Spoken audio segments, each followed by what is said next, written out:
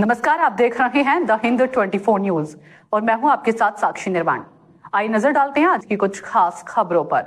सोमवार को बीरभूम जिले के सिवड़ी में 16वां तांत वस्त्र मेला धूमधाम से शुरू हुआ।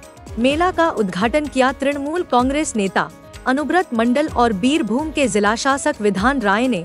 इस मेले में जिले भर से बुनकर और शिल्पकार पहुंचे हैं, जहां पारंपरिक तांत साड़ी और हस्तनिर्मित वस्त्रों की प्रदर्शनी लगाई गई है।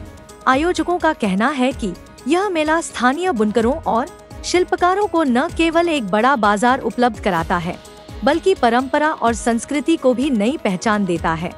7 থেকে 8 জেলা যেখানে তেল কাজে অগ্রণী তার মধ্যে বীরভূম অন্যতম।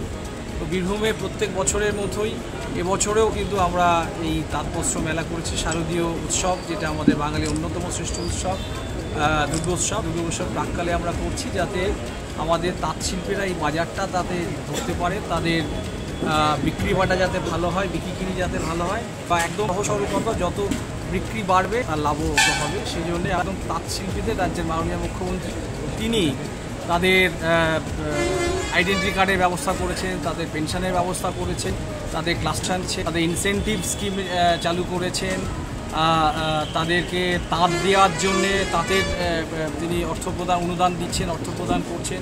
অর্থাৎ হারিয়ে যাওয়া তাঁতকে আমাদের বাংলায়, যেটা বাংলার ঐতিহ্য বা গর্ব, সেটাকে আবার তিনি ফিরিয়ে এনেছেন। তারই ফলশ্রুতি হিসেবে তিনি মেলার কথা বলেছেন এবং তিনি নির্দেশ দিয়েছেন যে শারদীয় উৎসবের আগে যদি আমরা করি তাহলে আমাদেরকে বিক্রি। देखते रहिए द हिंद 24 न्यूज।